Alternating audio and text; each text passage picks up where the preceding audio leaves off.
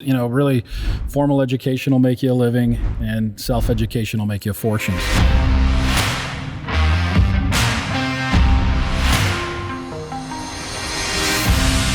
And welcome back to another episode of When I Grow Up, where we are currently following the story of the young, beautiful, and talented Parker McGee. As you know, dropped out of college in hopes of becoming a TSR Concrete Coatings owner, the largest residential concrete coating company in the nation and undisputed champion of the known universe. Until somebody tells us we're not, that's what we're going to keep saying. You might notice things look and sound a little bit different. That is because we are currently in Orlando, Florida at LeadCon, run by Tony Hoty and his team, who is sitting next to me. Thanks for being on the show today, Tony. My pleasure. Means a Thanks lot. for having me. Great conference, a lot of education. Thanks for being a fake sponsor, too. Yeah. We appreciate This it. podcast is sponsored by LeadCon 2020, although we haven't received any formal payment other than Tony just being on the show, which is worth it. So Yeah, we're also fakely sponsored by Flex Screen because he gave me this hat. For free? Yes, he That's did. a sponsorship. I think he gave out a lot of hats for free, but we'll just say that that's part of the deal. Flex Screen featured on Shark Tank. Joe was one of the speakers at the event to this weekend. I guess it's not a weekend, but we'll just say it's a weekend. Yeah. So Jeff, I'm actually just going to pass it on over to you and let the listeners know what's going on here in Orlando and what we're doing out here. Yeah, so we've got Tony on the show. I think I've paid you multiple times, Tony, to come into previous businesses where we did a lot of event canvas, telemarketing. I think you like to refer to it as guerrilla marketing. I like that. For your businesses. So we're excited to have you on the show. We wanted to come down here and see your event, see how you put it on. And I think we've all taken away at least one or two or three things that we can go back and implement into our business. But Wonderful. We felt like it was important for Parker to come down. And this is actually Parker's kind of popped his cherry a little bit. It's his first home improvement conference. Awesome. So what'd you think, Parker? Thought it was awesome. It's always, we just talked about it, surround yourself with the people that are going to make you smarter. And just, Emark is here, by the way. We didn't have him on the podcast because he's fake. He doesn't watch anymore. So no, but just Emark, talking to Tony right there for a second, I just took away, two or three things, listening to him for, 2 or 3 minutes, which is awesome. So, surrounding myself around those people, it's great for me. Just being in the environment, like even this weekend, it's like sometimes I've been to several conferences and I always try to go in with the mentality that I can and will learn something new that I don't know, rather than like, I've been to these conferences before. It's all the same. I can't learn anything new, but I always try to go in with the mentality, yes, I can. And you generally find what you're looking for. So if you go in and say, yeah, I've heard this all before, you're going to only be listening for the stuff that you've heard before. But if you're actively looking for something new, you're generally going to find something new.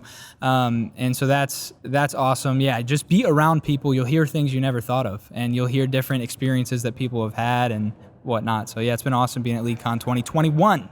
So, following up on that, Joey, Tony, I don't know if it was you or somebody else, but I think you put on the screen, if you always do what we've always done, you always get what you always got, right? Oh, yeah. Yeah, that's Tim Mush's slide for Market Shark. So Tim put that up, and I think it's a phrase that pretty much everybody believes in here, right? Sure. Now, when I was on the CEO panel, I wanted to I was holding my knees down because I feel like our industry, specifically the home improvement industry, is rapidly changing, potentially faster than a lot of companies can even gravitate towards. Right. And one of the big topics was one call close. Like really doing like I would call it like a high pressure, one call close, one sit, like we're not coming back, like that kind of thing, right? We don't do that. Parker's in our sales department right now. Like that's not what we preach. We've had massive success, and like in your business, are you seeing the same thing? So in my business, we do not have what I would call a hard call or a one call close scenario. We do not offer any incentive or inducement that would, stimulate someone to buy today. By the same token, we don't take anything away from them if they decide to call us back tomorrow. Right. That's the big thing, is the takeaways. Well, if I call you tomorrow, can I have the same price you presented to me today? Yes, you can. We're not going to take that away from you. And disallow your ability to think about it, discuss it with friends, family, shop around. Our whole approach to that is the more the better we look. And we carry that swagger with us in our sales process. Now, Tony, that's substantially different mindset than probably you were brought up on in this industry, right? Yeah. So, funny story. I had a nickname growing up. I grew up in a pretty tough culture in the home remodeling industry. It was very one call close oriented. It was, the culture was, very egotistical. It was very, really about the company and about making money, and it wasn't about the customer. It wasn't customer centric, and I didn't bring that same feeling into that company culture. And I had a nickname, and it was "Two Call Tony," because they couldn't believe they couldn't believe that people would call me back. We were very high priced for for the products that we were selling. And, there were situations where I was getting callbacks and they couldn't believe it. And they didn't want it to become a trend. Instead of studying it and seeing how... Were these high-ticket items? Yeah, high-ticket items, replacement windows, full house. The thing that really caused the most stir was one time there was a large siding project that had called me back. And my manager said, you know what, I'm going to take that away from you. Even though they called back in and asked for you because you didn't close it the first time around, I'm going to take it away from you and I'm going to give it to another sales rep. Did you quit? I didn't quit because what happened was before he actually issued the appointment to the other rep, last minute, he took it back and said, go write that up, but stop doing that. Stop closing business. Close it while you're there. Don't do the two-step.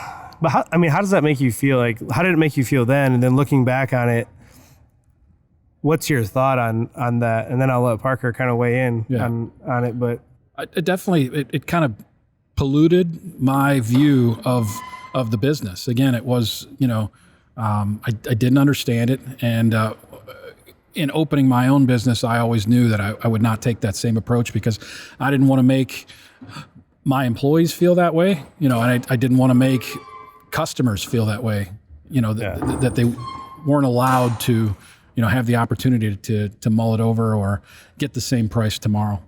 Yeah. So what's that sound like for you though? I think that's a little bit different. I kind of do a 3-step pricing. I do your MSRP, which you guys probably do an MSRP, and then, sign up within whatever and get a little bit of a discount. I guess I don't know if you exactly do that, and then I give them, a little extra incentive, which, I think it's a little bit too of, even if they do shop around, I think they're still going to come back. I'm a firm believer that our guys are the best and our product is the best and we stand behind it the best.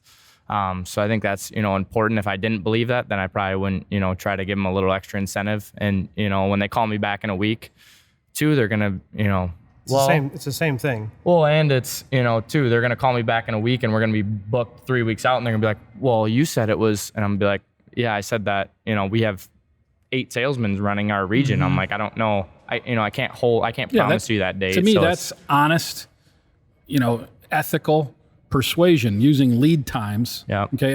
And at my company, we close a lot of business on the first call. Don't be mistaken by that. We close a lot of business on the first call. But when someone says, I'd like some time to think about this.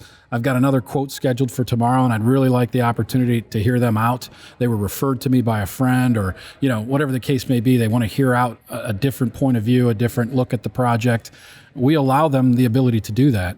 And, and we want to give, just that's our culture. And, but I think the real question is why not, right? So it kind of goes into like why burn the lead? Why burn the appointment?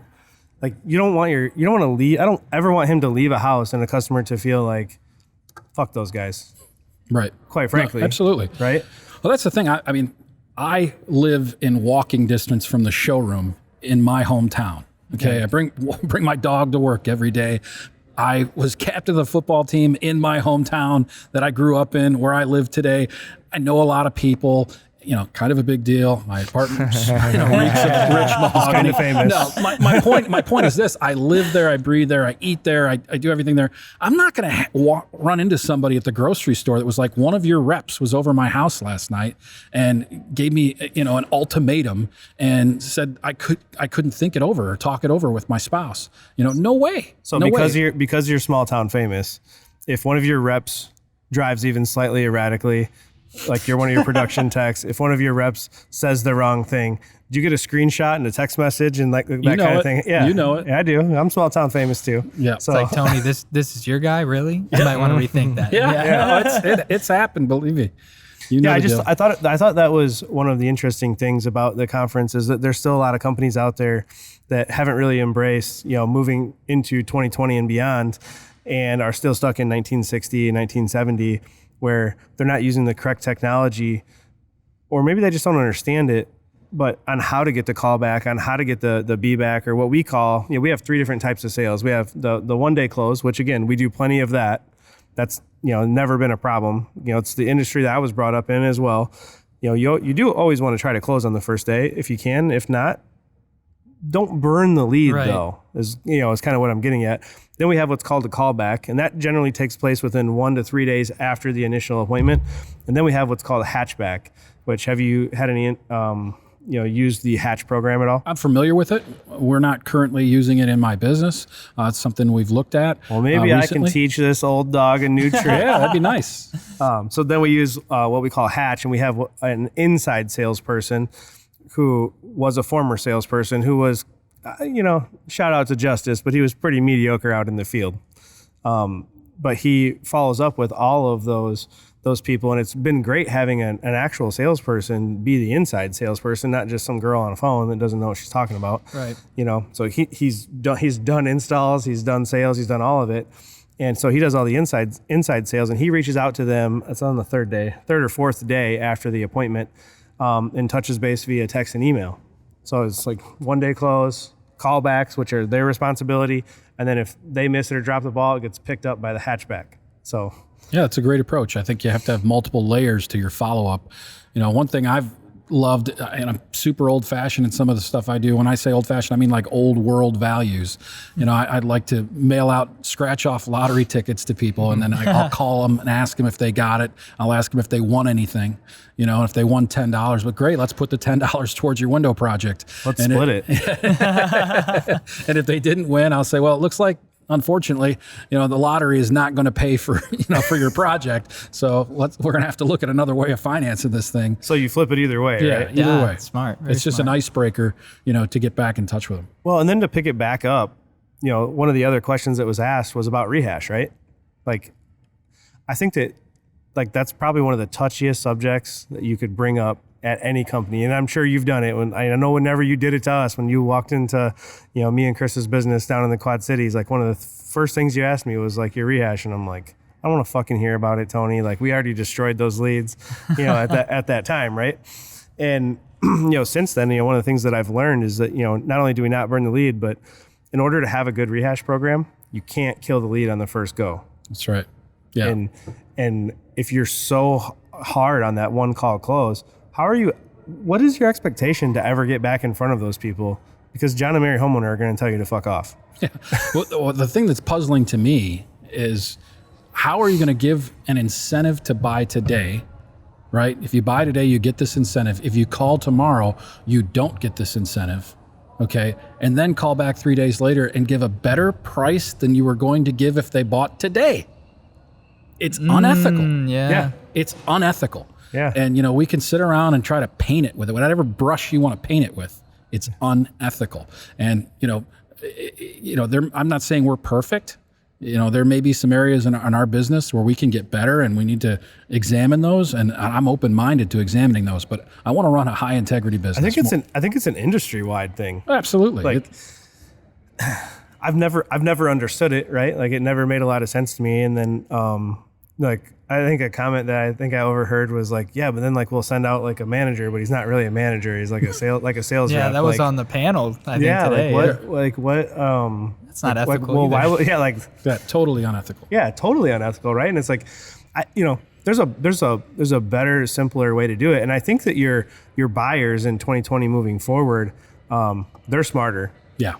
They're way they're way smarter now than they ever were in before 2020. Mm-hmm. And the internet's only helping make that more possible. I mean, one of the things that Joe Altieri from FlexScreen said, he goes, there's multi-million-dollar window companies that are selling windows without even going to your house for an estimate. Sure. Yeah, absolutely. I've done it. You can still find it online. There's a site called Windows Over the Web. Okay, I developed that. You'll know by just logging onto that site and seeing how skinny and fit I am, and in the videos on that site, you'll know it was a long time ago. But I sold windows in California over the web. I live in Cleveland, and I've sold windows across the country that way. Now, fulfillment was a nightmare, right? I wanted to be the 1-800-Flowers for replacement windows, and right. trying to fulfill that from across the country was virtually impossible. So didn't have a ton of success using that platform that way. But I've been attempting to sell in a way that was non-pressure oriented for decades now. I think it's a great hybrid though, because if I feel like if you're going to give an estimate, I still feel like it needs to be in person, right? So one of the things that we took away is like, we don't need both people there, at least in our industry, or our company. We don't need both people there. We need somebody breathing, who's potentially there. Yeah. And because we feel so confident in, one, we don't want to make them mad and require two people there first. And it would also limit our opportunities, at least I feel. So literally from day one, we went 100% digital, and we said, all of the home improvement industry norms, we're not doing any of them. That's not what we're going to do. And so we did that. And then we also, digital contracts were huge. So do you guys do a lot of DocuSign or use Leap or any of that? So we don't do a lot of that stuff. We need to, and we're getting better with technology and incorporating more of it into our business. But at the present time, we're not using any of the big, suppliers in that area. Yeah. When are you going to do it? Oh, it's all about time. I feel like with planning an event like LeadCon, it's literally a full-time job throwing an event like this. And when you have a retail business that's bursting at the seams and growing faster than you could manage, you don't have 36 hours in a day. No, it's about what makes sense at the time. Yeah, right? Yeah. So it's something we want to get involved with for sure, but just unfortunately just haven't had the time to do it yet. Parker, what kind of questions do you have for Tony? Mine is kind of, a little off topic, just following the, my story. Like I said, I was already listening to Tony. He can relate a little bit and tell us a little bit about his story, and the viewers can kind of, see where we relate, or, you relate a little bit. He was mentioning something about his dad too, kind of not following his steps, which, me and you kind of already mentioned. So we can kind of talk a little bit on that as well. Yeah. So one of the things I think relates really well to your story is, I went to Ohio State, and go Bucks. Great time in my life. I got introduced to the home remodeling industry at that time. I got a part-time job, which was for beer money. I was hungry though. It was a beautiful, early spring day. It was a spring day in February. And I was calling friends to try to get them to show up to the basketball court. We needed extra players, in order to have even teams. And I'm just telemarketing friends going, can you play basketball? Can you play basketball? And one guy says, no, I got to work. I said, you know what? I actually need a job way more than I need to be playing basketball. Yeah. Like, where do you work? He's like, actually, we're hiring. If you meet me on the street corner, I'll tell you all about it. You can come in and shadow today. I was just like, well, what is it? I was trying to play basketball. I wasn't even trying to work. I wasn't. And he said, it's canvassing. I'm like, canvassing? What do you mean? And he's like, hey, if you want to come in and shadow me, check it out. It's a great job. Meet me on the corner. I'm going to be late. I was like, all right, guys, I'm not playing basketball. I told my roommate, sorry, you're going to need to keep looking for more, because I'm going to shadow this guy on this part-time job. And the whole time I was walking to meet him, I was thinking canvassing, like canvas pool covers, canvas awnings, like painting on a canvas. Yeah, right. I had no idea what it was. And then when, I met up with him and he started describing it to me, I was like, oh, we're going to be going door to door, right? So I didn't know what to think of it, but I shadowed him, and he went out and had a good day, set 3 appointments, and I kept thinking to myself, I think I'm more of a talented talker than he is. I think I could get along with people even better than he does, and he seems to be doing pretty well at this job. And so that's how I got in the home improvement industry, and that became my passion during my time in college. It wasn't academics. My passion was working in the home improvement industry. And Canvassing and beer drinking. that's right. A little bit of that too. Yeah, for sure. We were kind of talking about, making jokes of how terrible, because I kind of mentioned something like, how bad is canvassing? I feel like everyone would just be like, get the fuck out of here. And he was like, yeah, it would be terrible. So did you feel like I felt like at a young age, I was like, I would literally bring, our last episode was with one of my best friends that used to live up the street. Childhood And I would bring him down and I'd be like, we had a pool table. Let's play pool. All right. No, but like bring your video games over and we'll bet video games on it. Because, I needed something to compete in and hustle someone for something. And it was just like at a really young age, I felt like I had the hustle to just want to win. Yeah. Now, that's what I loved about canvassing. The competition amongst each other was huge. It was like a fraternity, even though it wasn't. It was a group of guys that were just, full of energy, piss and vinegar at that time in our life. And we used to have everything from beer bonuses to some other politically correct bonuses that, would get us fired up to go out and get results, And so I remember one time, we had a bonus that was for, if we got 100 leads in a single day. We went to small town Ohio, to a town where we were going to knock all day long. It was in the summertime, and my boss said, if you got 100 leads, I'll give you $1,000 bonus. Well, we did it. There was some unqualified leads, some questionable leads in the mix. Out of the phone book, maybe. Who knows? But we pulled it off. But $1,000 is a lot of time, or a lot of money. To your point, right? the one thing I want to make a point of, though, is there's two aspects of canvassing, okay? When you're filling a van full of 8 people and you're just dropping them off in a neighborhood because you like the neighborhood and you hope to have jobs in that neighborhood, and you're knocking hundreds of doors in a shift, or 50 or 100 doors in a shift, you do get that kind of reaction from homeowners, like, why are you on my doorstep, that kind of thing. The type of canvassing that I love and I try to encourage my clients to do is just in really tight proximity around the job site, and while the job is going on, a day before, while it's going on, a day after, so it's in their memory. They've seen the trucks, they've seen the yard signs, and then you have a legitimate reason for being on their doorstep. You can legitimately apologize for any disruption you may have caused in the neighborhood, let them know about any debris that might blow in the yard, that type of thing. And again, it goes back to that, just doing it ethically and doing it at a high level. It's kind of funny. You and Kyle are probably the only people I know that make canvassing cool. I think at one time I had like probably 15 or 20 canvassers. Oh yeah, that was working for us. It was a lot. Yeah, and they're a lot. They're a handful. The island of misfit toys. That's where they come from. Yeah. Yes. Yeah. I think Chris used to call our telemarketing room the Star Wars bar or something like that. As any kind of person that you could ever want was in there. And but such great people though. I mean, they and the type of communication skills they have. Regardless of what they look like or what their past history was, they'd knock your socks off with the stories they would tell and the amount of leads they could bring in and that kind of thing. But I think that there's, like you said, there's radius canvassing for a reason, and then there's canvassing, which generally I feel like has a very negative stigma. Yeah. And it should. I mean, it's like trespassing. It feels like a little bit. Yeah. When you don't have a legitimate reason for knocking on someone's door, I mean, I don't know if you guys have seen the comedian Sebastian Maniscalco, but he does a bit that's on YouTube. It's hysterical about 20 years ago, 30 years ago, someone knocked on your door and it was like, hey, we got company. I had a pie already made. Yeah. Now someone knocks on your door. It's like you're hiding under the bed. Like, who the hell is that? Nope, they didn't call first. They didn't text first. I mean, like, they're here to kill us. Right. Yeah. So it's changing, and you better have a legitimate reason for being there. Very true. Very true. Do you feel like it's ever gonna go away? Right. I mean, like, obviously I made a huge commitment right out of the gate to not do that at all, right?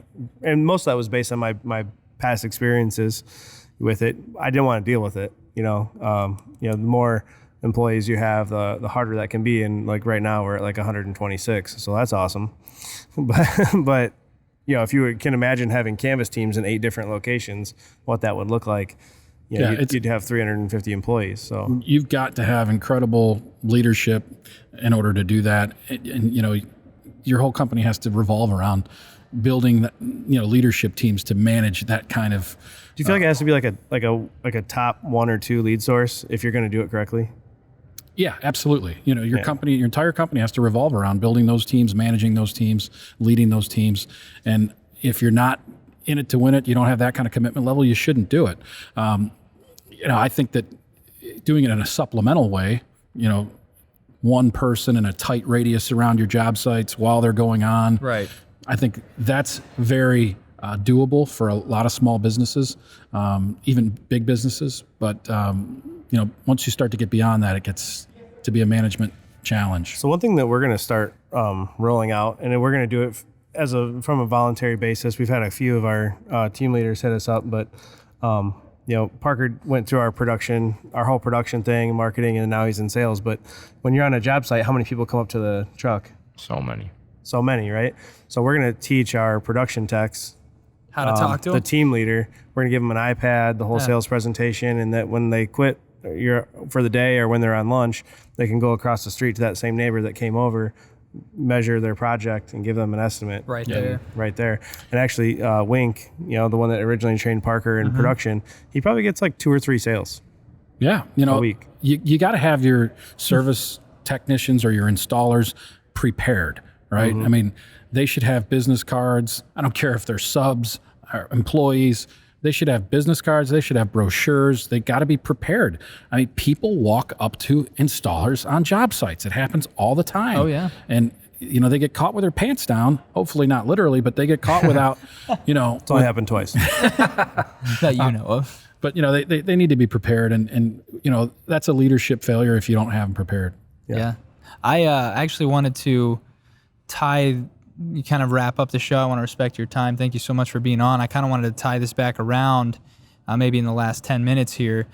What is your perspective on higher education versus just going straight into the workforce? We talked a little bit before the show, and I think you said you did not finish college or not even go to college. So I went to Ohio State, and while I was at Ohio State, I accumulated well over 220 credit hours and only needed about 185 to graduate, right? So I had the credit hours to do it, but really struggled with a couple of courses that just didn't feel like putting myself through it. I'd already found a way to earn a significant income while I was a student, and just said, I'm not going to fool with this anymore. And as we talked about before the show, my father is a huge influence in my life. A Greek immigrant, came from absolutely nothing, had no running water in his home, before he immigrated to the United States. And he's a multimillionaire and did it without formal education. He did it with self-education. And so I'm a huge proponent of that. What industry is your father? He's in commercial real estate. He's retired now, but Wow. And has been retired for a while. That's pretty inspirational. Yeah, as our listeners know, the show is obviously built to inspire young people that going to college isn't the only way to be successful in life. So getting to hear from Tony about his father, about himself, his own choices, and I'm sure there's probably a large percentage of the people in attendance at this conference probably have a similar story, I would venture to say. I don't know if that's what you find. Maybe a lot of people in this industry decide to go in rather than college. Yeah, so there's a ton of people in this industry that college wasn't for them for one reason or another, and they found a way to make a hell of an income or a hell of a living in this industry.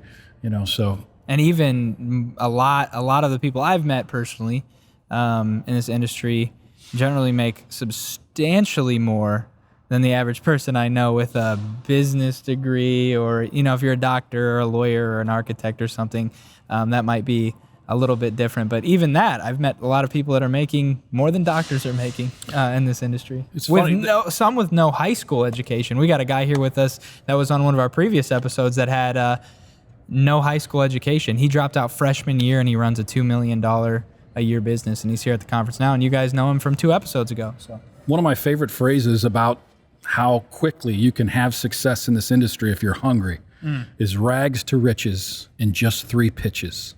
And what that is if you go out and see 3 homeowners and you give full scale presentations, you're probably going to sell at least one of them.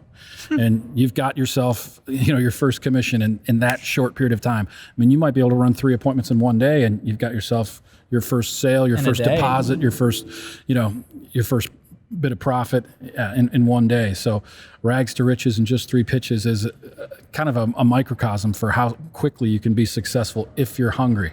So we finally found the get rich quick industry that everyone's been looking for. All you have to do is work hard. Yeah, there's that. If for like a college, like if you're like an admissions person or the president of a college and you see like what's happened over the last 18 months, 2 years, and continues to happen, are you a little worried about your enrollment levels? Man, it's funny. When I get off a plane and I look up and see cranes in a town that I haven't been to before, I know it's either on a medical campus or it's on a college campus. I mean, that's where they're building and building and building.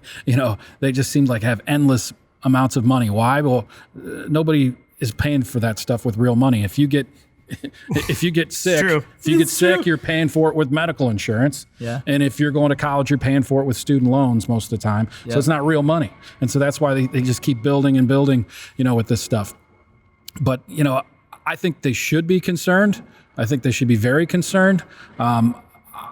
If you're not, if you're a child of mine or a lot of the children of my friends, they're being asked to take a strong look. If you're not going for a very highly specialized, like you said, doctor, lawyer, engineer, then something that requires a degree to even be looked at, right? Yeah, absolutely. Say that one more time. You were saying a lot of your friends are challenging their children absolutely on that. Really? Yeah. Really? I've said it. I've posted it online. I said, when people ask me what I learned in college, I say, go get me 2 beers and a funnel and I'll show you. I had to spend... You can drink them both. I had to spend so much time unlearning, some of the bad habits that I picked up in college. Some of the only good habits I picked up in college were based around the fact that I was working, And so I really believe that. I think that, you have to take a hard look at you're delaying the inevitable with some of this general education. Oh, yeah. And a lot of it is extremely left-wing, in my opinion. So how much did that trip to Ohio State cost you? So my poor parents, worked very, very hard, and, they didn't ask me to get student loans. And so I burned through a lot of their money in that process. I worked as well and contributed, myself, but I burned a lot of their money. How much? Sure. Oh, I'm sure I burnt at least $50,000 at that time from 1992 to 1997. And how much would that be today? 100? Yeah, it'd be 100,000 easily today. Easily. So for your kids, would you rather offer them? Because my idea to my kids is, you get what you get, right? You can go to school, or you can get 50 to 100 grand to start your own business. Mm-hmm. So what would you offer your kids? So I have one son, and he's somewhat unique. He's on the spectrum, as they say. And so it felt like, a formal education would be good for him at the right school. Yeah. And so we found a real small school that could help him work on that. And, he's kind of found his calling through that, and it's outside of the classroom. He's the sports director at the college radio station. That's a passion of his, and he just pours all of his time and energy into working, in that capacity. So he does the academic thing because he has to, because it's a requirement of being the sports director. But I think if he could dump the classes and pour into that full time, he would. Wow, that's awesome. Yeah, I've always, been of the mindset, like, if your college is 50,000, then here it is. But you need to look to your left and your right also, not just because your teachers told you that when you finish high school you have to go to college. Yeah, you're the ones raising them. You don't want your kids to just be raised completely by their teachers. Like, they're your children, and the teachers ultimately don't have to deal with the consequences of the choices. I think more importantly, though, they're their own people. Oh yeah, 100%, and it doesn't matter what their teacher says or what I say, or in the same situation that Parker's in right now. Is like, Like if he didn't want to do this anymore, he wouldn't be doing it. You know, like there's no pressure for you. Like he can be a sissy and just completely back out of this entire No pressure at all. No pressure. I could be smart and go back to college. Yeah. No, it sucks. You heard it here, folks. Parker's done. It sucks too that they put that on you to go, have a degree for certain jobs. I was, talking with someone else a few days ago, and I was like, I wanna work. Let me come work at your company. He's like, nope, need a 2-year degree. I'm like, how many people do you have that don't show up every day or don't do what they're asked? I'm like, I can promise you that I'll at least show up every day on time, probably 5 minutes before, and do more than what I'm asked. I'm like, but you're not gonna hire me because I don't have a 2-year degree? And he's like, nope. I'm like, all right. It's kind of funny. It's crazy. I went door to door, worked for a home improvement company in college, and then I decided after that I needed to put on a suit and go to work for a Fortune 500 company after I finished at Ohio State. Not graduated, but after I finished.